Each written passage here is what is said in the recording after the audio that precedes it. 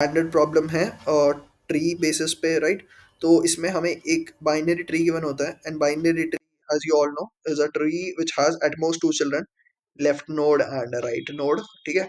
और इस पे अगर मेरे को बाउंड्री ट्रैवर्सल करना है, हम ट्रीज पे या फिर किसी भी ट्री या ग्राफ डेटा स्ट्रक्चर पे हम ट्रैवर्सल्स काफी सारे we study, and these are very standard questions to get asked in an interview कि भाई लेफ्ट व्यू बता दो, ठीक है? Boundary traversal is one of them. Left view of the tree बताओ, right view of the tree बताओ, top view बताओ, bottom view बताओ, एंड एज आई सेड कि boundary traversal is one of them. और भी कुछ अगर मैं बोलूँ तो लेवल ऑर्डर ट्रैवर्सल बताओ। बाउंड्री ट्रैवर्सल है जैसे, वैसे ही एक लेवल ऑर्डर ट्रैवर्सल है which is much simpler I would say, but हाँ, these are kind of traversal. So boundary traversal means कि तुम एक, अगर तुम्हें ट्री गिवन है, let's say if you think about a genuine tree जो कि like this in case 1 2 3 4 5 6 7 8 9, if you see boundary, what is the boundary? Like 5 is not present on the boundary, you can say, because 5 surrounded है हर तरफ से किसी ना किसी element से, नीचे से वो 8 और 9 से सराउंडेड है, 2 और 3 से सराउंडेड है, it's not a boundary element. Something like 4 is a boundary element कि यार ठीक है ये इस कॉर्नर पे अकर कर रहा है। सिमिलरली 8 9 6 7, तो बाउंड्री एलिमेंट्स क्या होते हैं उसकी डेफिनेशन भी मैं बता देता हूँ।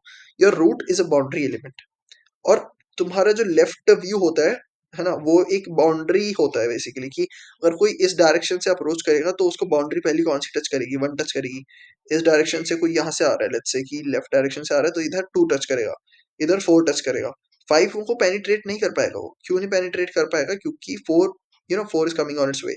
और अगर कोई नीचे से लेट्स से कोई इस डायरेक्शन में थ्रो कर रहा है, तो वो 4 को टच कर सकता है ऑब्वियसली, 8 को, 9 को, 6 को भी टच कर सकता है क्योंकि नीचे से आ रहा है, राइट? 7 को टच करेगा, और 7 को ऐसे भी करेगा कि जब कोई राइट से अगर आ रहा होगा तो 7 3 और 1। So this is the boundary, if I से कि हाँ this is a good way कि 1 2 4 एंड 8, जैसे मैंने बोला कि कोई नीचे से अगर एरो थ्रो करेगा तो this will touch, but it will not touch. You can say कि यार ये तो 5 भी टच करेगा, but it is not that kind of a boundary which you, मतलब अगर तुम इस पूरे ट्री स्ट्रक्चर को देखो तो तुम्हें ये बाउंड्री नजर आएगी जो बाउंड्री इन्होंने ड्रॉ करी है।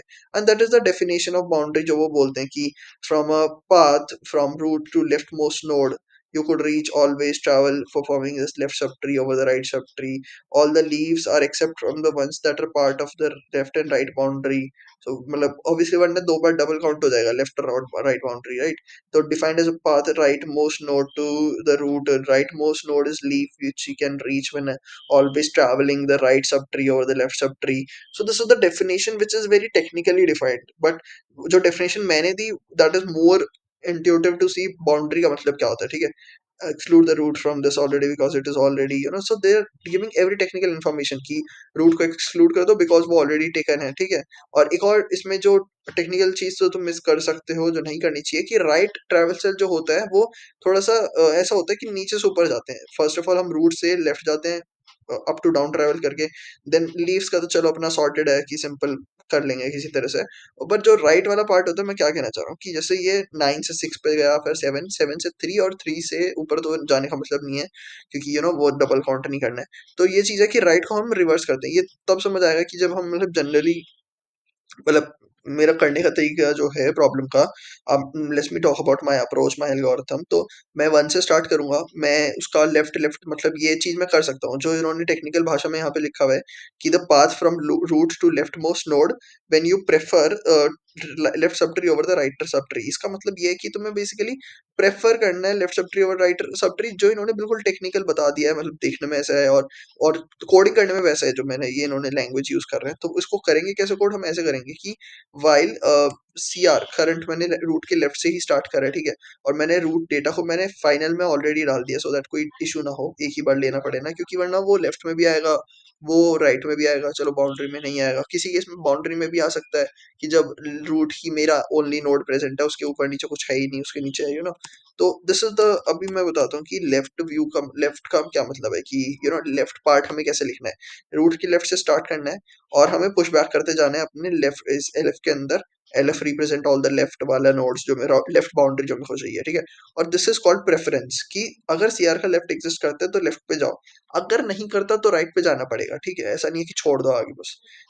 अगर कोई इसके लेफ्ट में नहीं होता, मैं बता रहा हूँ, अगर 4 यहाँ पे नहीं होता तो क्या होता क्या इसके बाद हमारा 2 के नीचे कोई लेफ्ट का कोई पार्ट होता, लेफ्ट बाउंड्री? 5 लेफ्ट मतलब अगर कोई लेफ्ट से आ रहा होता, 4 नहीं होता, तो किसको टच करता? वो 5 को टच करता। तो 5 भी हमारा लेफ्ट बाउंड्री हो जाता उस केस में। और 8 और 9 तो है ही बाउंड्री नीचे से देखा जाए तो। तो ये वाली बात है कि अगर 4 एग्जिस्ट नहीं करता तो ऐसा नहीं है कि मतलब 2 के बाद छोड़ दो, 1 को लिया, 2 को लिया, छोड़ दिया, उसके बाद अगला 8 ना। 1 फिर 2 फिर 5, अगर 4 नहीं होता तो फिर 5 फिर 8। तो ये 5 क्या मतलब है? Left boundary. और अगर लेफ्ट एग्जिस्ट नहीं करता तो फिर राइट, राइट पे आओ। ठीक है, तो ये है कि प्रेफरेंस देना, जैसे डेफिनेशन में लिखा है उन्होंने, give preference to left over right, this is what it called. और इसको सेम इसी चीज को हमें ट्रांसलेट करना है फॉर राइट वाले बाउंड्री के लिए। तो वो सिंपल हो जाता है ना कि अभी ऊपर से नीचे आने का तो हमें पता है, तो नीचे से ऊपर जाना का भी कोई टफ नहीं है, बट वो रिकर्सिव में ज्यादा आसान है, वो आइटरेटिव में इतना आसान नहीं है। ठीक है, और मतलब आसान क्या ना आसान की क्या बात है, मतलब वो बिकॉज यू हैव लाइक, अब मैं सीधी बात बोलता हूँ कि तुम्हें पता है कि एक नोड है, उसका राइट क्या है, तो जो उसका राइट होता है वो उससे नीचे होता है। ठीक है, और लेफ्ट भी मतलब एक नोड है, उसके जो चिल्ड्रन है वो उससे नीचे होते हैं। तो ये आने का तरीका, हमें रूट से आ रहे हैं तो ये आसान है, बट इसी को हम रिकर्सिव वे में करके लिख सकते हैं, जिससे वो हमें रिवर्स ऑर्डर अपने आप देगा। बट रिवर्स नहीं दे रहा, हमने आइटरेटिव वे में लिखा और हमने रिवर्स ऑपरेशन खुद कर लिया, उसमें भी कोई दिक्कत नहीं है, सेम ही है बिल्कुल। बस यही पॉइंट है कि तुम्हें राइट को प्रेफर करना है ओवर द लेफ्ट, तो ये चीज लिखनी है और उसके बाद रिवर्स कर देना है, तो तुम्हारा लेफ्ट राइट व्यू भी तैयार हो गया, लेफ्ट व्यू तैयार हो गया। लेफ्ट व्यू स्टोर्ड है तुम्हारे इस एलएफ नाम के वेक्टर में, आरजी नाम के वेक्टर में राइट व्यू स्टोर्ड है, मतलब राइट बाउंड्री स्टोर है ऐसे कह लो। और अब हाँ, अब तुम्हें एक चीज बच रही है, वो है लीफ नोड, जो कि बहुत स्टैंडर्ड है कि अगर किसी ने बोल दिया कि एक ट्री दे रखा है, इसकी लीफ नोड बता दो, तो तुम सीधा डीएफएस चलाओगे और तुम बोलोगे एक कंडीशन कि जिसका कोई लेफ्ट नहीं होता, जिसका कोई राइट नहीं होता, वो लीफ नोड होती है। तो फिर हमने लीफ नोड में पुश कर दी वैल्यू। ठीक है भाई, LV dot push back root, LV हमारा वेक्टर है जो लीफ नोड को स्टोर करता है, और ये सेम काम हमें पूरे ट्री के लिए करना है। तो इसलिए भाई डीएफएस कर दो, हर नोड पे जाओ, हर नोड को चेक करो, और जो भी नोड ऐसा वो कंडीशन सेटिस्फाई कर रही है कि जिसका कोई लेफ्ट राइट नहीं है, वो तुम्हारी लीफ है, उसको पुश कर दो, आगे बढ़ जाओ। तो तुम्हारे पास लेफ्ट आ गया, राइट आ गया, लीफ आ गया, बड़े आराम से एक डीएफएस ट्रैवर्सल के अंदर स्टैंडर्ड ये, इन कोई सा भी चला लो, in order, post order, pre order, सब सेम है। बस यू मतलब डीएफएस ना करके बीएफएस भी कर लो तो भी कोई दिक्कत नहीं है। बस एक कंडीशन है कि तुम्हें सारी नोड पे जाना है, हर नोड पे जाके ये पूछना है कि भाई लेफ्ट नहीं है, राइट नहीं है, तो लीव है। ठीक है, बस। उसके बाद हमने, अब मर्जिंग की बात आती है, तो मर्ज में बड़े बड़े चक्कर है भाई मर्ज में, क्योंकि इसमें हमें ये चीज चेक करनी है कि रिपीट नहीं होना चाहिए कोई चीज। पहली चीज तो रिपीट नहीं होना चाहिए, है ना। बट ऐसा भी तो हो सकता है कि पूरे ट्री में, यहाँ पे तो चलो ये कंडीशन बोल दें कि all node value are unique, but अगर सारी नोड वैल्यू यूनिक ना हो, वन ही दो बार आ रहा है, तो रिपीट नहीं करनी चाहिए का मतलब क्या है कि वन तो दो बार आ सकता है, बट वो वन मतलब वो ऐसा नहीं होना चाहिए कि तुमने रूट को ही दो बार लिख रखा है।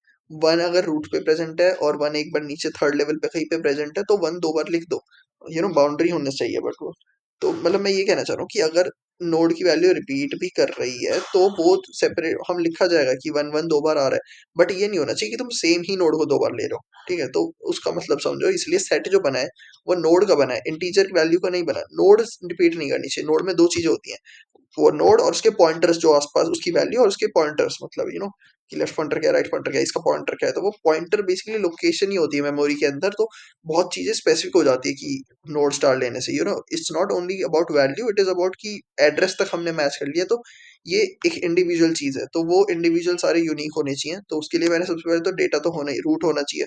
उसके बाद हमने ये बोल दिया कि चलो रूट ऑलरेडी सेट में प्रेजेंट है, अब तुम देख लो भाई, लेफ्ट में से वैल्यू लेके आओ, उसको पुश करो, पर उसको सेट में इंसर्ट कर दो। ये इसलिए है केवल कि लेफ्ट बाउंड्री जो है ना वो दो बार पुश होती है, कि एक बार जब हम लेफ्ट से बाउंड्री चेक कर रहे हैं, और एक बार जब हम लीव्स चेक कर रहे हैं, तो जो लेफ्ट मोस्ट लीव होती है वो लेफ्ट बाउंड्री के अंदर भी आती है। तो ये चेक करने के लिए मैंने मतलब सेट बनाना है, और भी इसके तुम तिकड़मबाजी कर सकते हो कि लीफ को किसी तरह से ऐसा बनाओ कि वो लेफ्ट टू राइट हो। जनरली होता यही है कि लेफ्ट टू राइट ही होता है, तो उसमें से पहला एलिमेंट छोड़ दो और लास्ट वाला एलिमेंट छोड़ दो, और बीच के एलिमेंट सारे उठा लो, तो फिर सेट वेट का कोई तुम्हें एक्स्ट्रा लेना नहीं पड़ेगा। बट ले भी लोगे तो कोई दिक्कत नहीं है, यहाँ पे सेट ले लिया और फिर मैंने बस चेक कर रहे हैं कि अगर ये ऑलरेडी प्रेजेंट नहीं है सेट में, तो इसको इंसर्ट कर दो और सेट में भी इंसर्ट कर दो। अगर ये ऑलरेडी प्रेजेंट नहीं है तो इसको इंसर्ट कर दो, सेट में भी कर देते, कोई दिक्कत नहीं है। बट इसके बाद कुछ लेना ही नहीं है, तो बस यहीं तक रखते हैं और रिटर्न फाइनल। ठीक है, सिंपल है, इसको सबमिट कर देता हूँ मैं। सिंपल है बट थोड़ा सा लेंदी है, थोड़ा सा लेंदी है, बिकॉज इससे आपको एक डीएफएस ट्रैवर्सल करना पड़ेगा for leaf node find out करना है, स्टैंडर्ड अपने आप में। लेफ्ट और राइट बाउंड्री फाइंड करना is not a big thing, चाहे ये स्टैंडर्ड हो या ना, मतलब जस्ट कि जो बोला गया है उसको लिख दो सिंपल, यू नो, कि उन्होंने टेक्निकल भाषा में बोल रखा है कि प्रेफर लेफ्ट ओवर राइट, तो अगर लेफ्ट एग्जिस्ट करता है तो लेफ्ट पे जाओ, नहीं करता तो राइट पे जाओ। एंड बेस्ड ऑन दैट हमने 3 वेक्टर बनाने हैं और 3 वेक्टर को हमें ठीक से यहाँ पे सेटअप करना है, मर्ज करना है, सो दैट कि हमारा फाइनल एरे अच्छे से बन जाए। That's about it. Okay guys, bye.